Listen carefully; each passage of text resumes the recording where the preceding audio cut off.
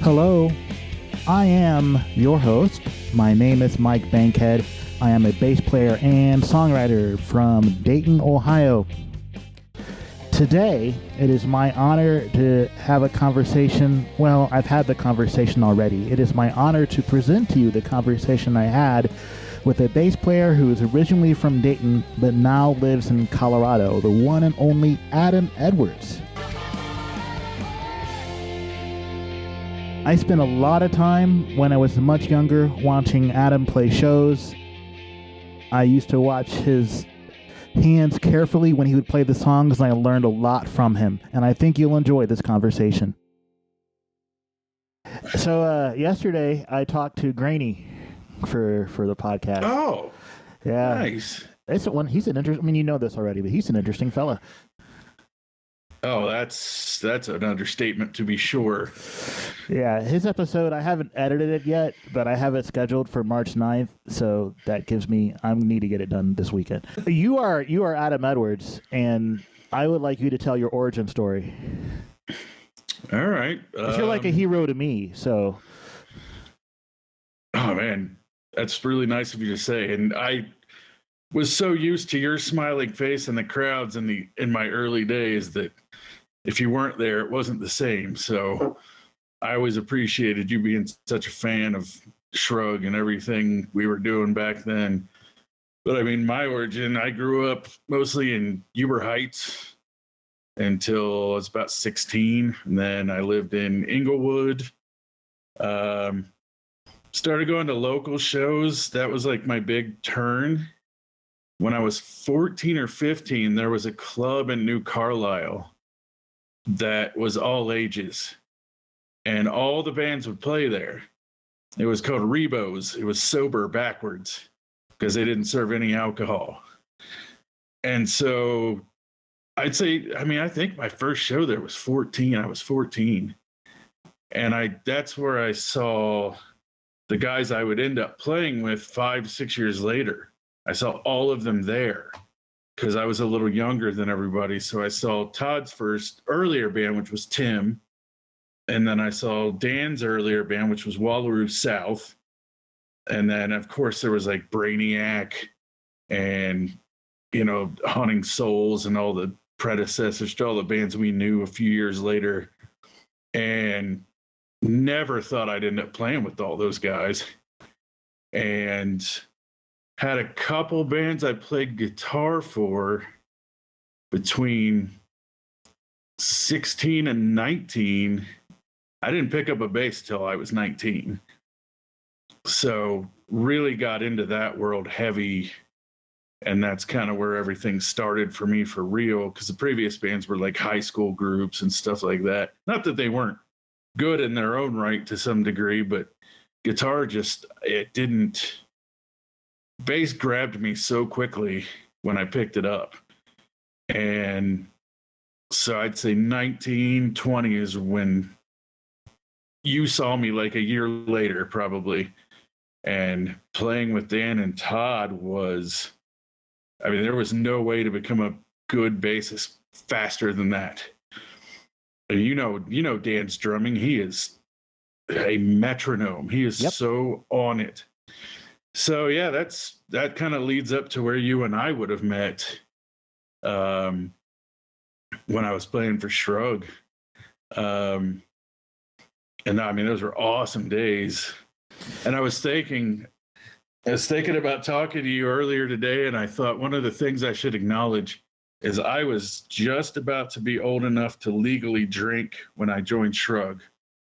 And if I hadn't been in a band with Dan and Todd, who weren't drinkers, partiers, I probably would have died during that 4 or 5 years. But yeah, let's talk about those days when you and I started encountering each other. Yeah, I was going to go chronological. Shrug was the first Dayton band I ever saw. I feel like I said this in Todd's podcast, awesome. But I can. Yeah. It was real quick. I had a job at a call center, and I was driving home one night, and back in the day, 103.9, before it was owned by iHeartRadio or Clear Channel, had a local music show on Sunday nights. Remember Joe's Garage? Yep, that's and right. I would drive home, and it's funny. Since then I've met a lot of the people whose bands I used to listen to. I remember I never liked ska, but I always liked those Crusty Watch Guys songs they would play. And come to find out later that Joe Anderl was in that band, and I had no idea at the time because I didn't know him, right? So now I know him, and man, I haven't heard that name in forever. Yeah, the Crusty Watch Guys. Yeah, but they play Shrug songs, and I remember thinking it was great, and then there was going to be a show at Canal Street, and they said it on the radio, and I thought, wow, a band that's from here, and there's a show, and it's only like $5, and I can go. And so I lived in Xenia, and none of my friends wanted to go. And I had never gone to a local music show. I didn't know there was a thriving music community in Dayton. I had no idea. All I knew was I like music. I heard this band I liked. I want to go see them. Why should I care that they're not on MTV? Right. The song is good. I like the song. I can spend $5 to go see the show. Why will none of my friends wanted to come? Whatever. So I went by myself. And I will say this to anybody. I say this to everybody I talk to about playing music or doing a show. Had any of the three of you guys been jerks to me, I never would have come back. But you were all very nice. You were all very nice, and I enjoyed the show, so I went to another one. And then I went to another one. But like the fourth show, you figure out who the people are that are coming to see you regularly, right? Dayton's not that big of a town, so. Yeah, and that's what's funny about the art scene in Dayton. It's been thriving for so long, but it's not that big of a town. Like, it still blows me away to be a musician from Dayton because I learned so much there. And the funny part is about you bringing up Joe Anderl and the Crusty Watch Guys is one of my last bands before I ended up in Shrug a little later. I played guitar for a ska band. It was like one of the only other ska bands in Dayton. And we got all the great bills for like a year because there were no other bands to open for touring ska bands. And I think when I was in that band, that's when I met Joe for the first time. And we were probably only 18. So it's funny to hear that name again. Yeah, he's a good dude. Great guy. How many years? First of all, before I ask you how many years you were in Shrug, explain for the listeners. All right, because some of the people who are listening to this are Dayton people, and we know and love them, and they know music. So you guys are going to have to be patient while we break this down for people that might not be into music. Shrug was a three-piece. It was just you, a guitar, on bass, Todd on guitar, Dan on drums. To me, that means as a bass player, you can't really hide anywhere when there's only the one other instrument. Can you explain what playing in a three-piece, what your responsibilities were making those songs come to life? Well, I was lucky to have, like I said, Dan as a backbone. And then Todd taught me to play bass melodically. So what I learned there in the three-piece days is that the relationship between you and your vocalist as a bass player is really so much more important than most people realize. And he was really good about guiding me along in the beginning. And it changes. It depends on who you're playing with, too. I've been in 3-piece, 4-piece, 5-piece bands, and I would say I've kept that melodic sense, but Shrug was the first. So I think I learned almost all of that from Todd's playing, because in a 3-piece, really no one has anywhere to hide. Like, at first I wasn't confident singing background vocals, so Todd's vocals were left out there alone a lot of the time. His guitar, nobody to play under solos. Just, you know what I mean? It's just, we were kind of all out in the open. And I learned a lot, honestly, from listening to their first album before I joined, when Straight to Beta was out. I learned a lot from listening to Steve, the original bassist. And then Dave, the second bassist, taught me a lot in like a really short amount of time. They were both really cool guys, and great bass players to follow up. And yeah, the 3-piece thing was stressful at first. I was talking to one of my best friends recently. I don't know if you remember Ryan Smith that played in the Spoo Monkeys. I do not. And then he was in front row for the Meltdown with me. He was our guitar player. And we were talking about one of my first gigs where I met him at Wright State University with Shrug. And I remember all I owned was this Frankenstein Fender Jazz fretless that had like a 65, I think it was a 65 body and like a 77 neck that someone had put together. And that thing's intonation was awful.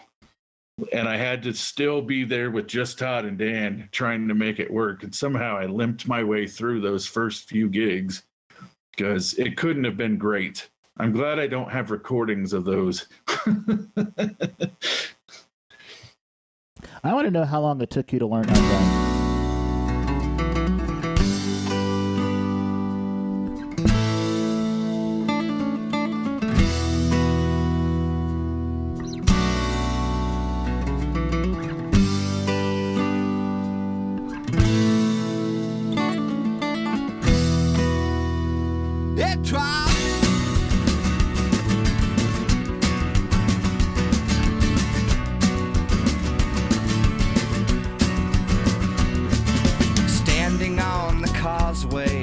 Flickering lights in the vestibule.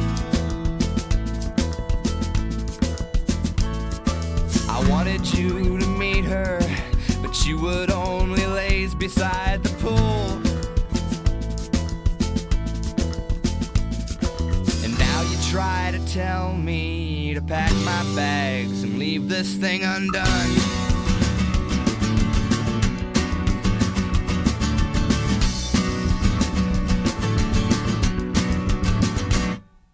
Muggy Georgia evening, I try to pry the stars out with a knife.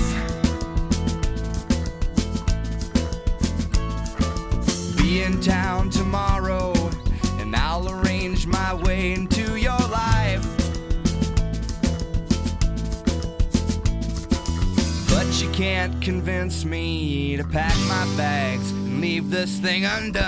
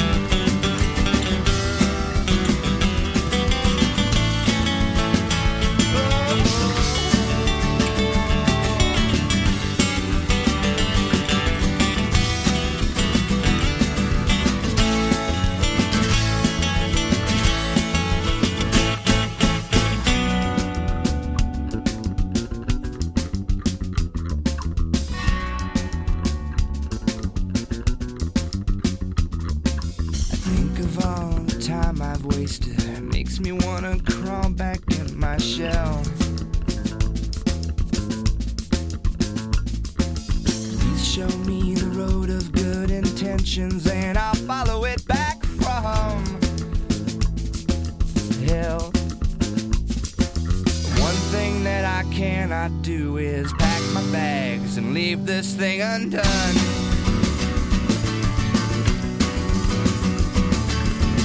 Thing that I cannot do is pack my bags and leave this thing undone. Now one thing that I cannot do is pack my bags and leave this thing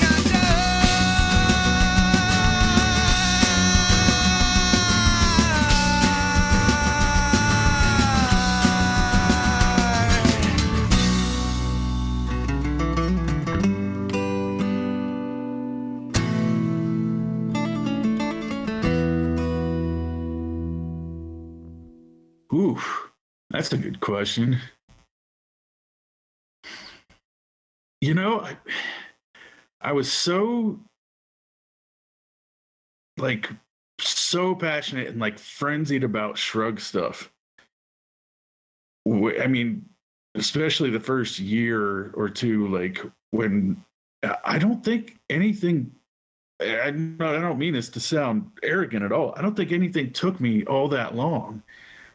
I mean, before my first rehearsal with him or tryout, when Dave was kind of leaving the band, I think Dan gave me a cassette tape, which there we go. That dates me.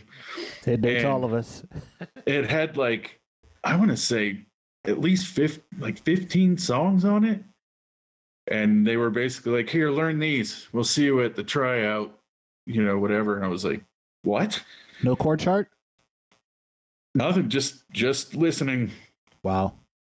And so I showed up and I knew most of it, but I think I was so focused that I don't think Undone, it probably took me a little longer than some of the other stuff, for sure. And there was one Shrug from Straight to Beta that we talked about playing as a trio in my early days that I just never got comfortable with because I wasn't being into slap bass at the time. And it was a song called Wisdom off of Straight to Beta. And I was like, I don't think I can do this right now. Like, and eventually it kind of came around where Todd was like, yeah, it doesn't really sound like we sound now. And we kind of just let that one go eventually. But I don't think we ever played that with me. Some of those songs were just concentrating more on melody than being a bass player. So it's, it's just tricky on a few of them. The hardest songs for me to learn are longer songs with less changes, honestly. Like, I remember I used to find Ice really challenging because it was a much longer song and we really didn't change that much. And I would lose my counts and forget where we were. And so I think I almost liked shorter, more challenging arrangements than like longer, sort of like zoned out kind of stuff. Like, I mean, I always liked Ice on the album, but I remember live a few times I would be like, oh, is this where I change? I mean, you guys, that was like a 10-minute song live. That thing had some length on it. But still a great song, and Todd's sort of like sitar approach to it on the acoustic was cool and all that. And yeah, Dan was great. I think I was the one that would get lost in it on stage and then go, oh, is it time? And I feel like I guessed a few times and maybe got it right. So how many years were you in Shrug? If memory serves me right, 4.5 years, somewhere around that range. That's a good long time. Oh yeah, it was a great run. A lot of bands don't even last 1 year, so 4.5. I mean, I say this, and Shrug's been around longer than many children I know, but yeah, my own kid is 8 years old now, and he doesn't touch Shrug's career. Not remotely close. And after Shrug, you were in Front Row for the Meltdown. Yeah, that was right after Shrug. That was the songwriter for that was the gentleman that was in Lucky Machine, right? Jeremy? Jeremy Little, yeah. Who I've known since we were 11. We played on our first Little League baseball team together. What position did you play? I was catcher. You look like a catcher. I know, I've got the stocky build for it. No baseball is getting past me. Nope. Talk to me about that band. I remember going out and seeing the shows, and I have that CD in here somewhere. I was so into like reuniting with Jeremy because we had stayed friends for such a long time, and we reunited with a drummer that we played with in our earlier days. Says my band, Front Row for the Meltdown, wasn't my first band I was in with Jeremy. So when we were, I think maybe even still in high school, Jeremy and I were in a band together called Brother Joe that was sort of more of a poppy punk sort of thing. And the first drummer for Front Row, Matt Randall, was the drummer in that band also. So when we started Front Row, the idea was to get the core of that band back together now that we were all better players. And, you know, I thought we wrote some great stuff. And then we brought in Ryan, who had been in the Spoo Monkeys, who, you know, you only remember if you were really drunk at some Spoo Monkeys shows, because that's what they were for.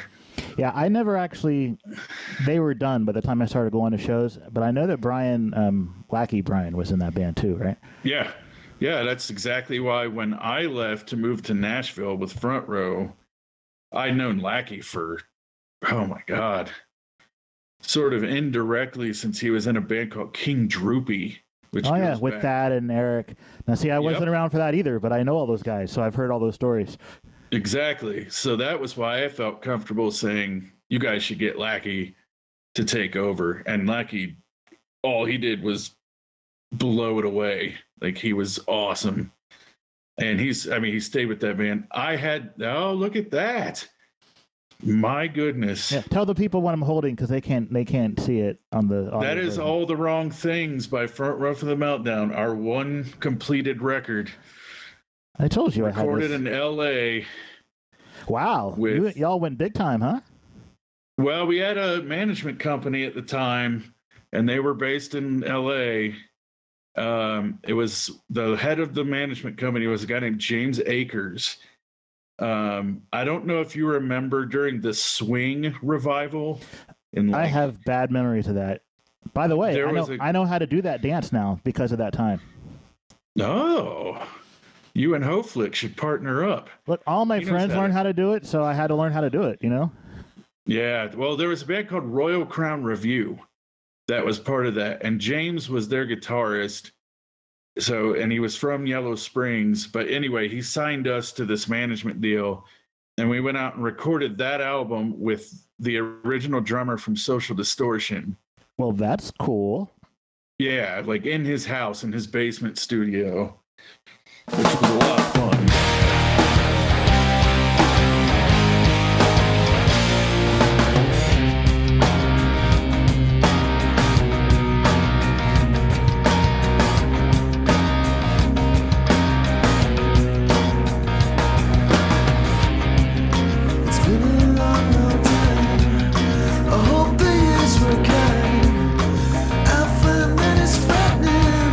To hear you on the line, it brings to life.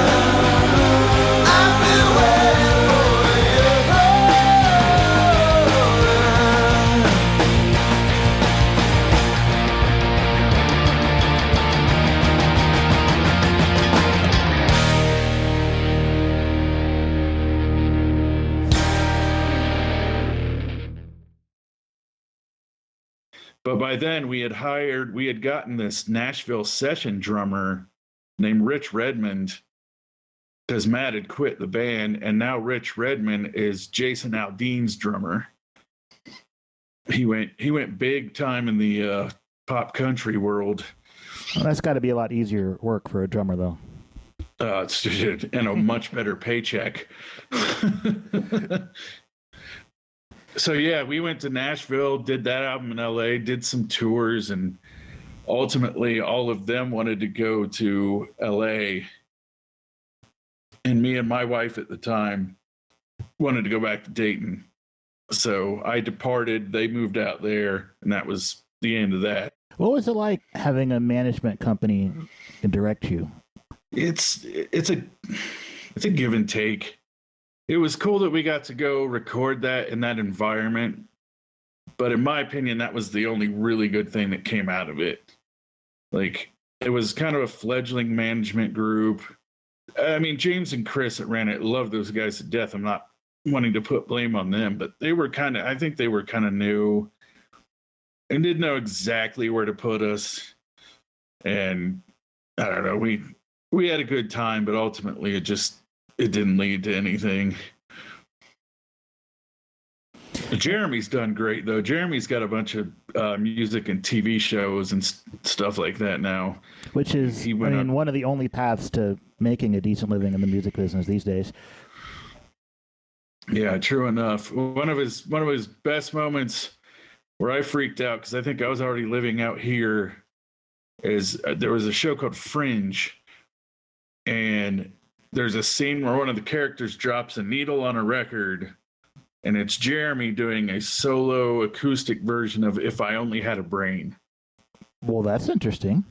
Yeah, and it was so cool because I sat up and I was like, I know that voice.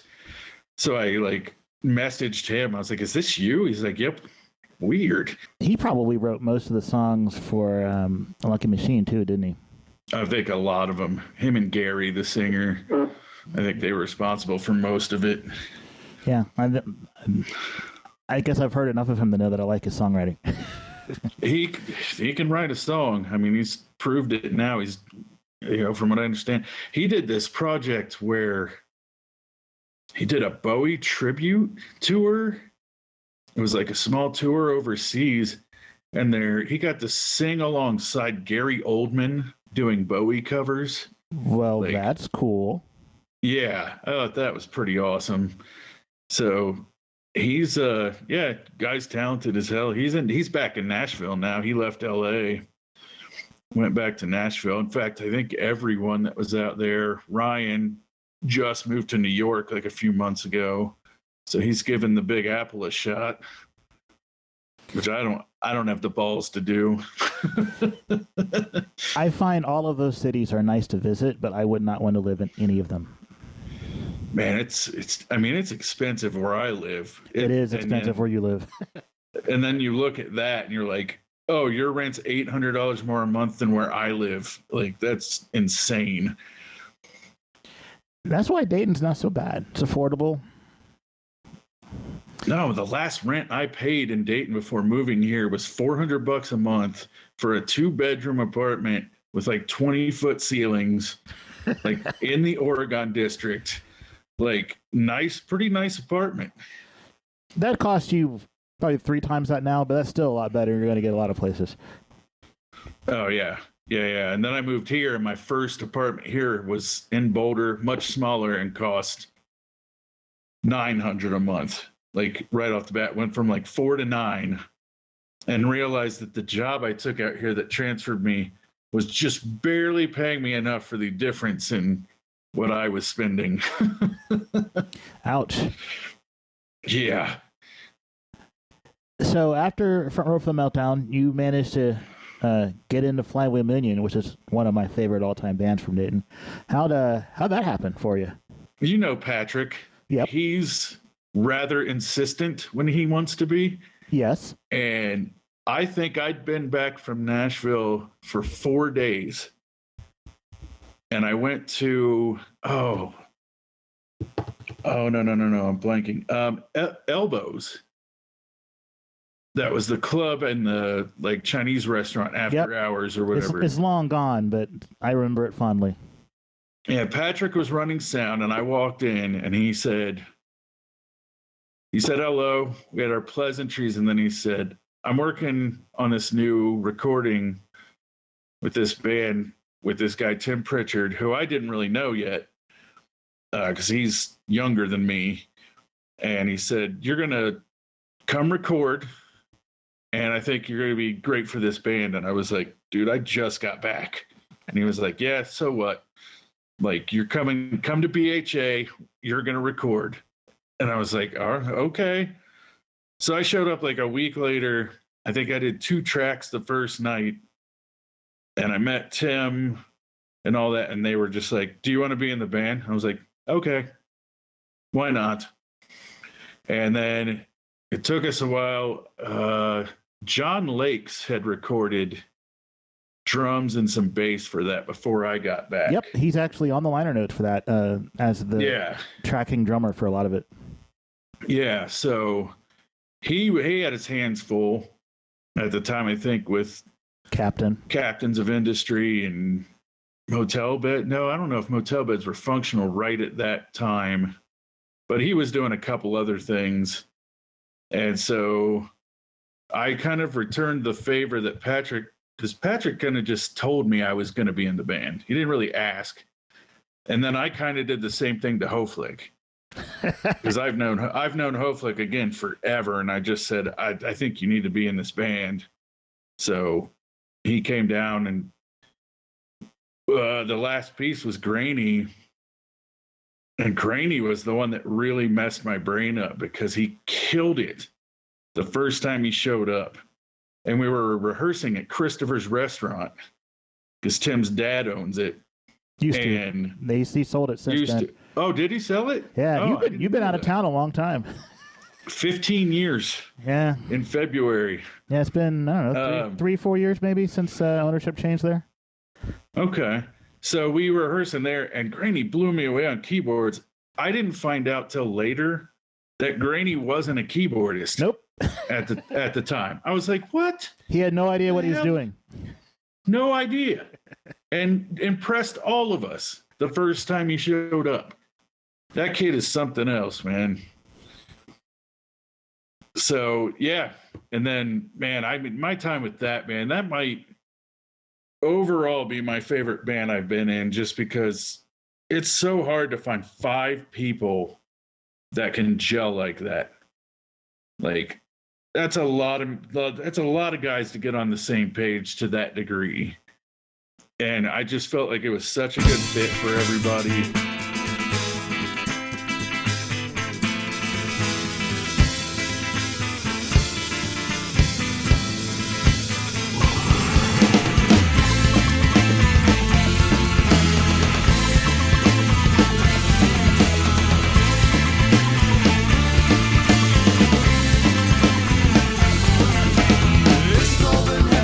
Salt in the snow, melting magnolias left in the glow after midnight.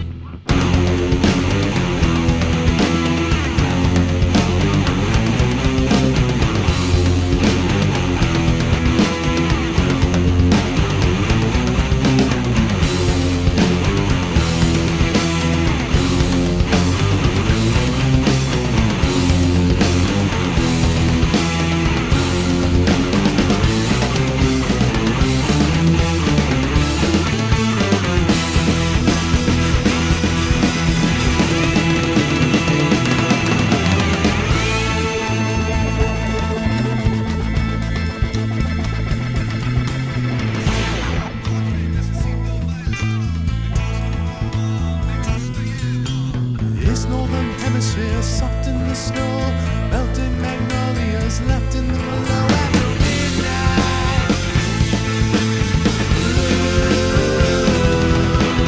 White walls of spinning, creating no sound. Natural catastrophe, one quick rebound on the inside.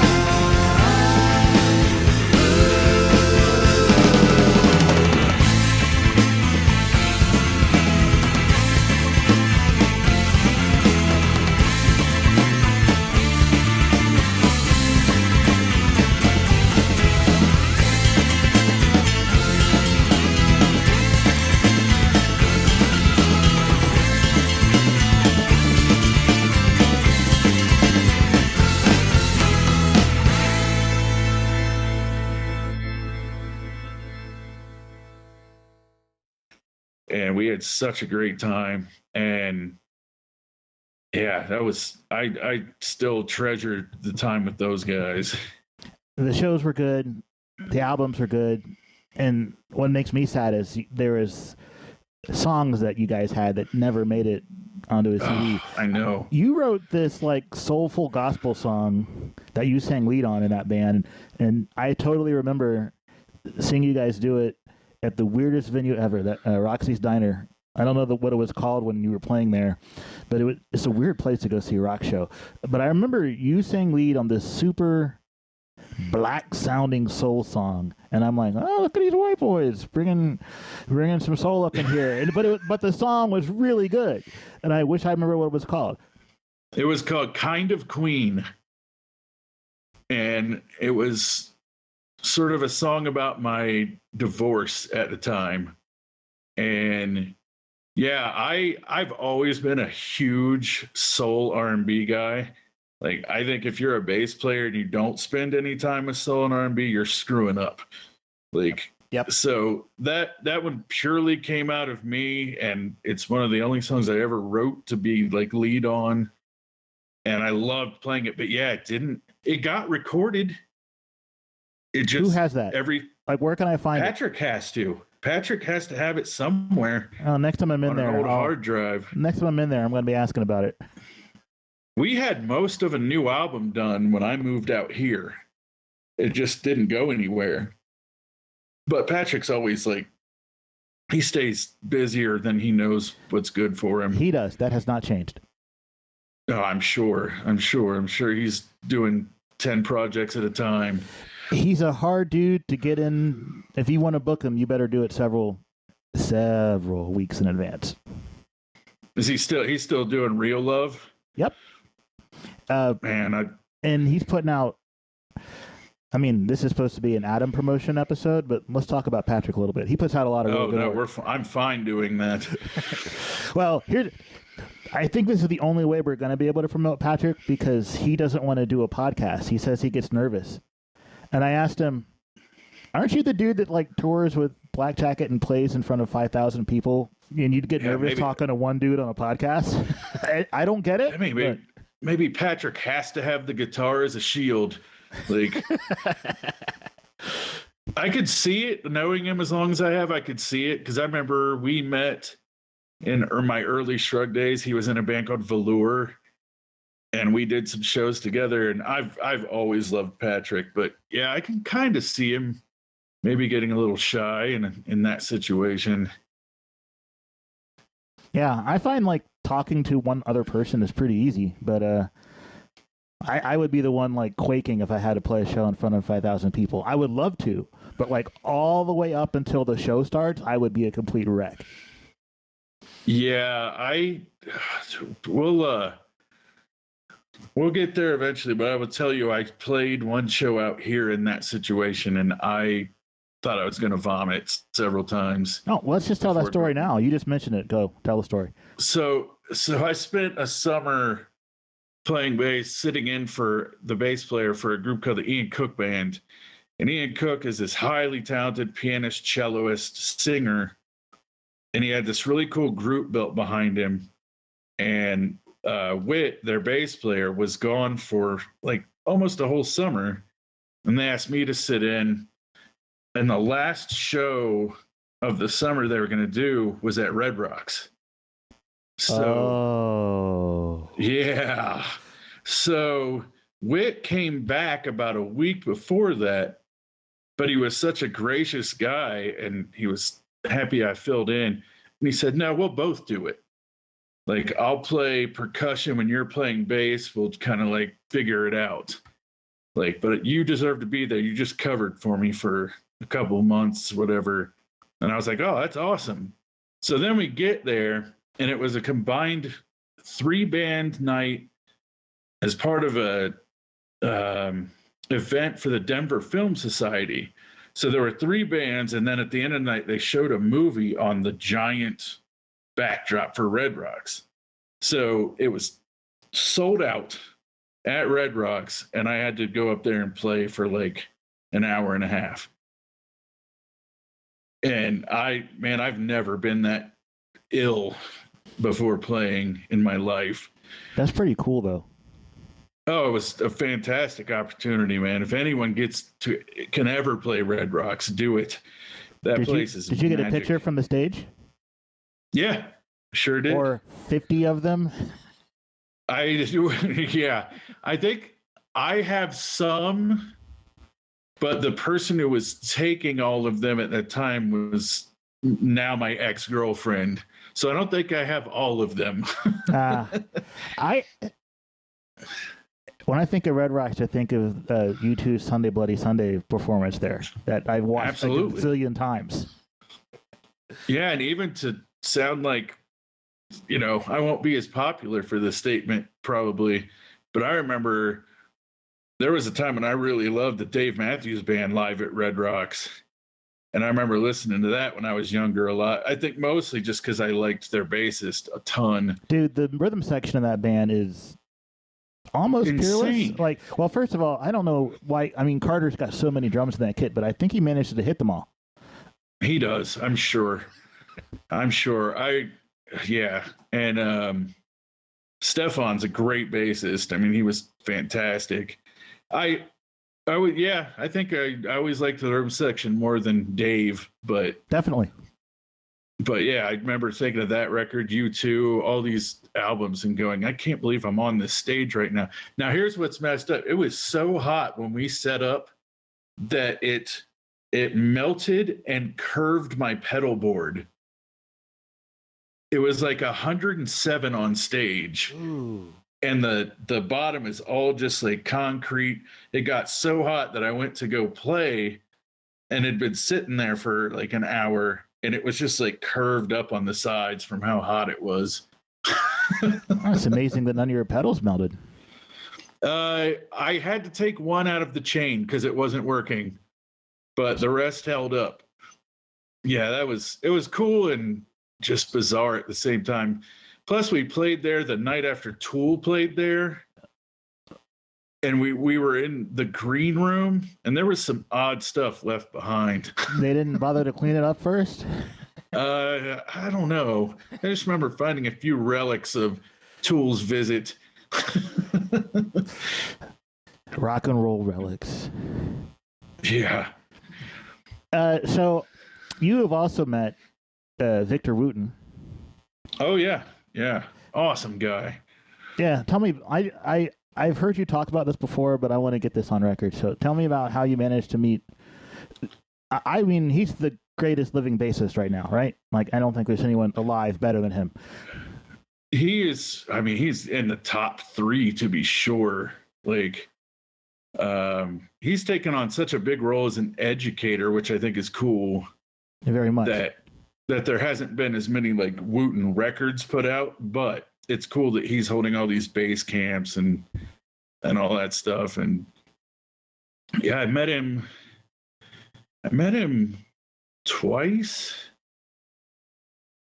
Because I met him once in Ohio and once out here.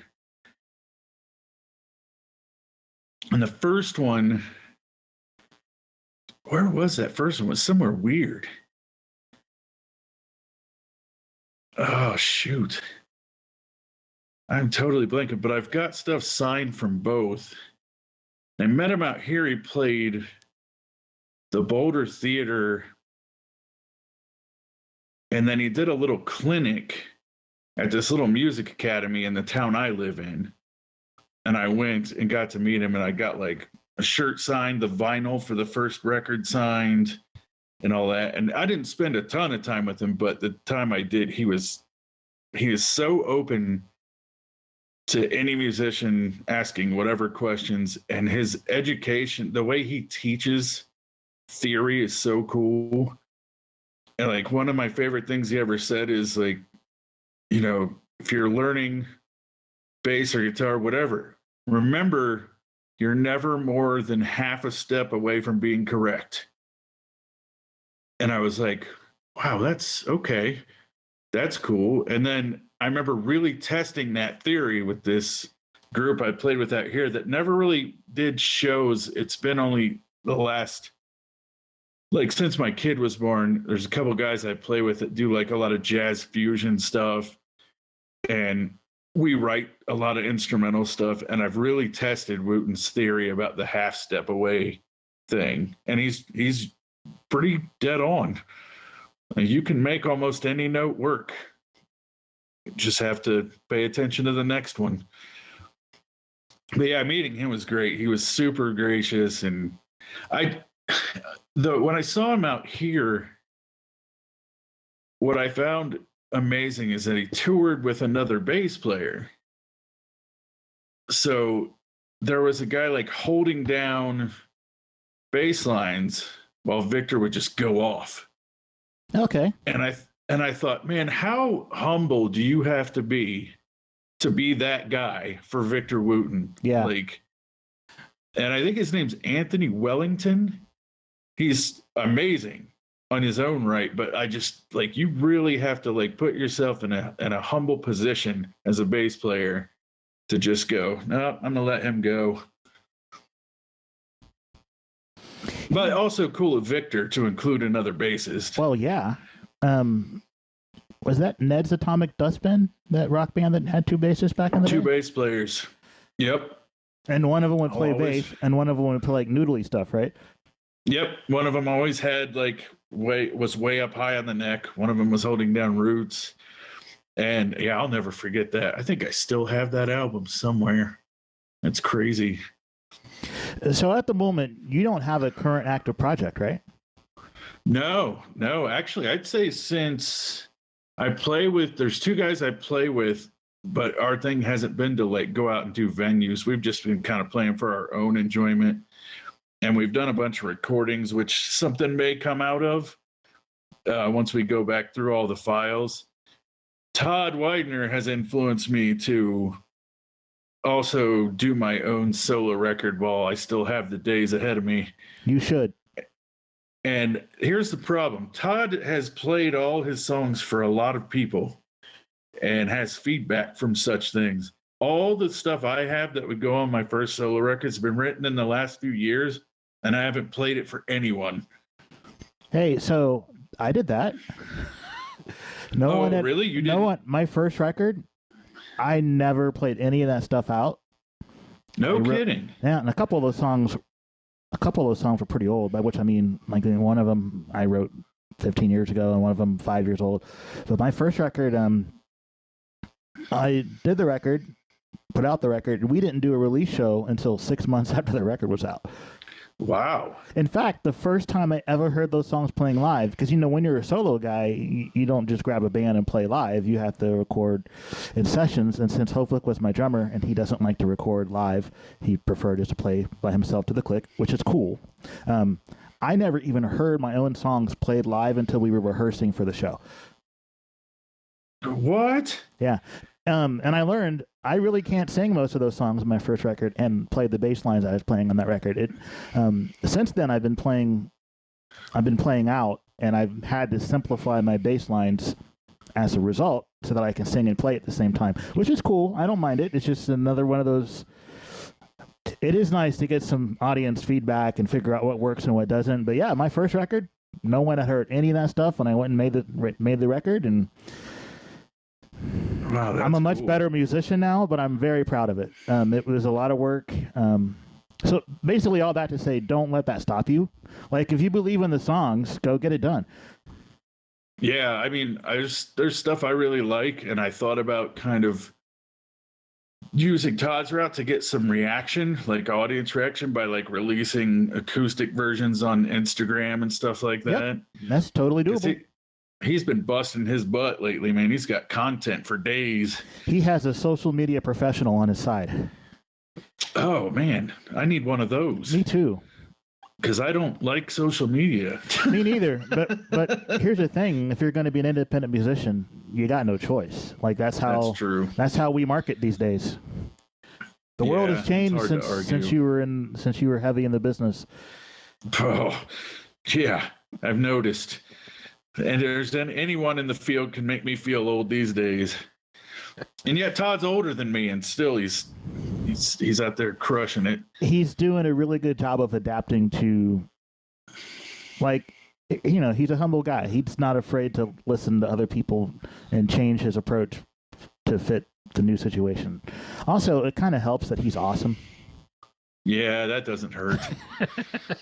That doesn't hurt him at all. Having a mountain of talent, you know, that can overcome a lot of things.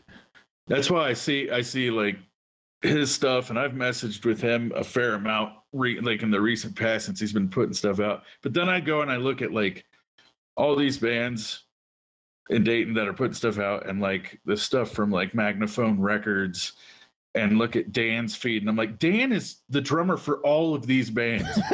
Yeah, basically. Like, I don't even know how he has the time. Yeah, I mean, he's still doing. I mean, God, he's in so many bands. Yeah, he just joined Heather Redmond's band. I'm not gonna remember what their name is, but it's him and Lackey and David Payne and another fella, and they're playing Heather Redmond songs, and she's awesome. What a great crew! I love Heather. I love Heather to death.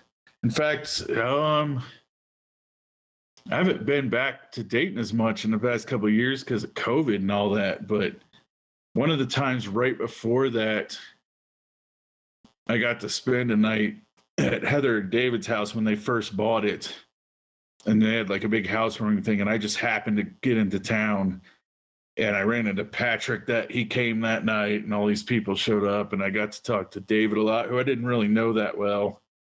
And it was one of the greatest nights. Like, Heather's so cool. Very much so. I think she still has a guitar that I gave her years ago because she didn't have one at the time. And she was playing with Late Night Drivers? Yep, absolutely. Yeah, with Billy and whoever else was in that, man. That was a while back. I remember that band. Strong Pixies vibes I got from them. Yeah, I seem to remember that too. But yeah, she's always been great, and I'm happy to see people are thriving. And that visit in Dayton, like Dan and everybody made sure I got like a care package of everything Magnaphone had released. So I have all that stuff, which is fantastic. Because that was the only Shrug vinyl, I think. Ashes to Ashes. No, the double. I just forgot the name of the record. No, it's no. You're the right. double. I'm wrong. Hang on, I'm gonna Google it for this. Easy is the new hard. There you go. That's the one. You know, it was funny about that record, at least to me. New Amsterdam's on it, and that song's been around for so long. Yeah. And Bender's on it, and I must say I prefer Bender the first way you guys did it back in the day, but that managed to make it to Easy as the New Hard. What I love about Shrug over the years is you could do two different versions of a bunch of stuff. When we first wrote, I mean, you'll remember, this is back in the days when you were always at the shows. The version of Age Nowhere that we wrote. It was the rock. It wasn't like, it got Wilco'd, I guess you could say. But it did get Wilco'd. It totally did. Don't tell anyone. I like the original better. I love both versions. That's what I find fascinating. No, they're both good, but I like the original better because I'm a 90s rock kid, right? So yeah, I do too. I'll just go ahead and follow you don't down happen, that one. You don't happen to have any recordings of that the old way, do you? I actually might. I'd have to do a little digging, but I'll look for you. I'd love to hear for nostalgia's sake. Did you know that there is a Dayton band named Age Nowhere now? I did. I met some of those guys when I was in town a few years ago. They're nice good. kids, man. They're good. Yeah. Their second record is called Age Nowhere Strikes Again because I saw that. you have to, right? I think it's awesome.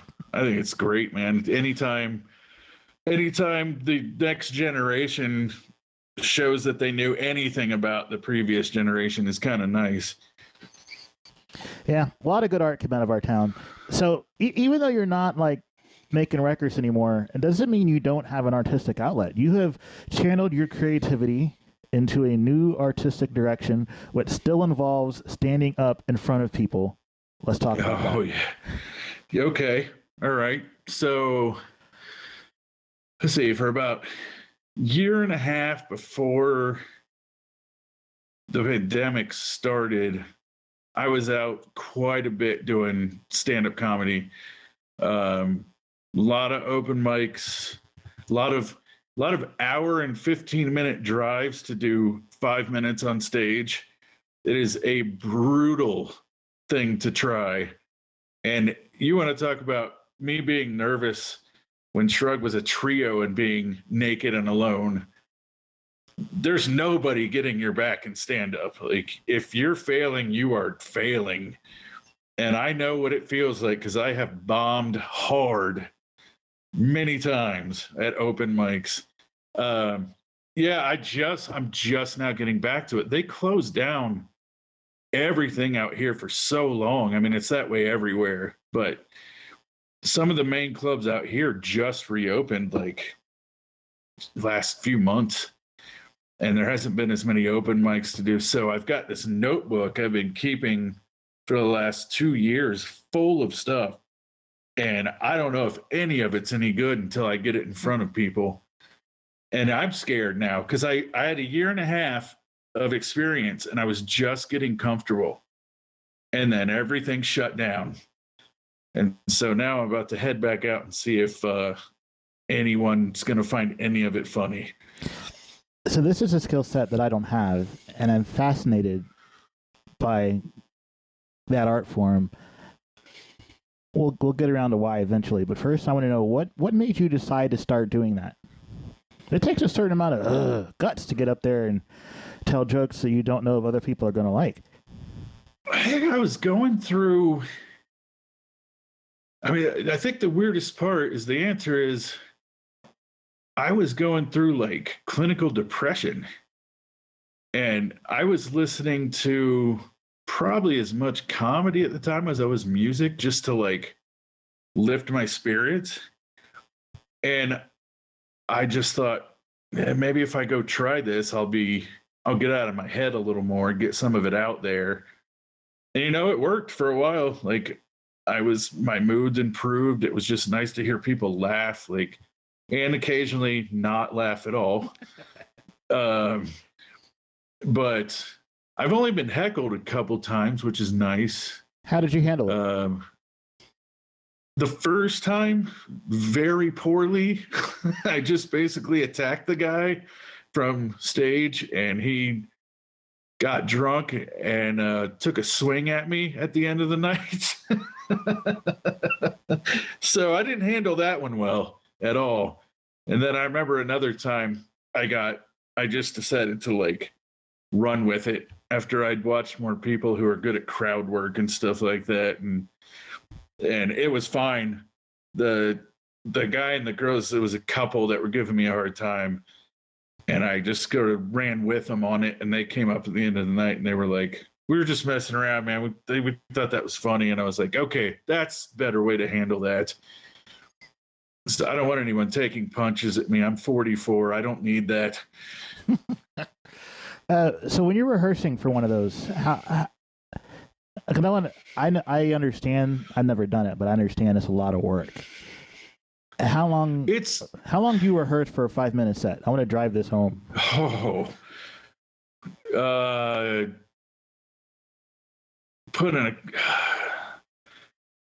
I would guess leading up to a 5-minute set, an hour for each minute, like, and you can't really rehearse it because so much of it is just timing. And I could walk around here making recordings in my apartment, whatever, but I have no sense of if my cadence is good, any of that until I get in front of an audience. And at that point, like I said, sometimes it's a real bad night. Are you going to keep it up? Yeah. It seems like you enjoy it. I do. And I plan on getting back out there. I'm just been waiting for things to get opened again. And some of the open mics that I was doing before still aren't back up and running. So I'm slowly getting back out there. Most comedians say you're not good you don't get the whole thing together for at least 10 years. So you've got like 7 years to go, right? 8 years. Yeah. I'll be in my mid 50s, maybe when it starts working. Maybe my kid will take up the mantle. On a side note, I feel like musicians and comedians have something in common, that we're all kind of messed up. Yeah. Like, I don't think you can be normal and do either of those things for a job, right? No, absolutely not. And, it almost feels like just as many comedians overdose or commit suicide as musicians. Like, the art is a way to deal with the darkness, right? You're actually a funny dude. Oh, thanks, man. I mean, I'm not done with music by any means yet, but I do like doing comedy. And now I'm kind of like finding my way back into the passion for bass playing, because my 8-year-old, I bought him a little miniature scale P bass. And he's had it for a couple of years, but he's just started to take interest. So I'm kind of like, I figure if I didn't start till I was 19 and I could teach him what I know, and he starts at 8, he might be pretty awesome.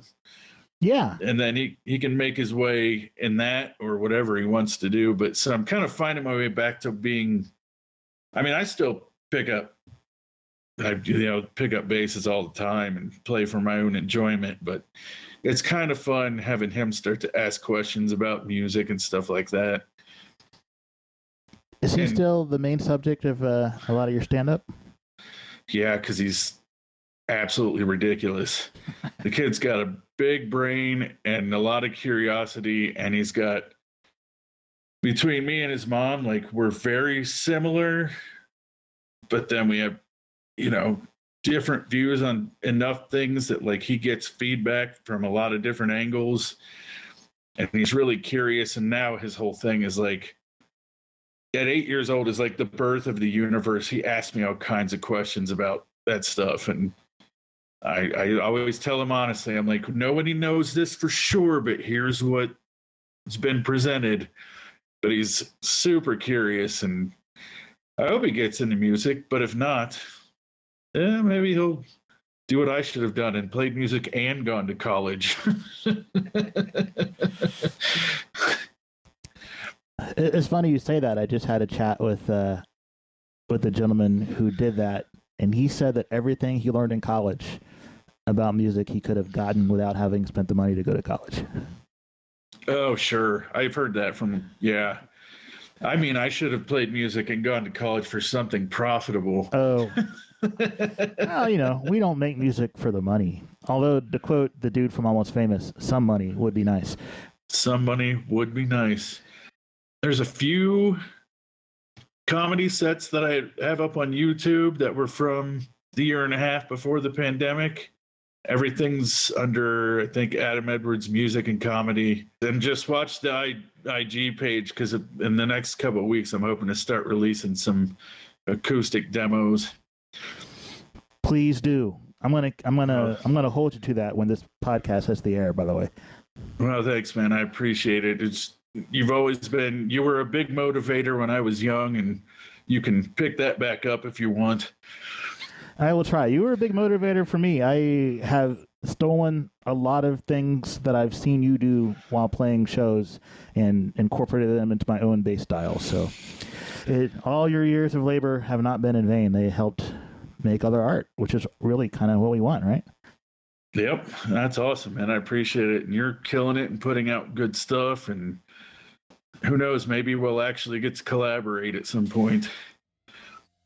I would love that, and it's a lot easier than you think online these days. So yeah, let's do that. Thank you once again to Adam Edwards for taking the time to talk to me and for being an exemplary musician for a long time. Dear listener, thank you for hanging in there with me and Adam and listening to our conversation. Would you mind doing me the favor of subscribing to this podcast wherever you might listen, or liking or leaving a review? Those things are extraordinarily helpful. This Friday, we're going to take a detour away from music and talk about baseball on the podcast. So, yeah, a non-music episode coming your way later this week. Bye, everybody.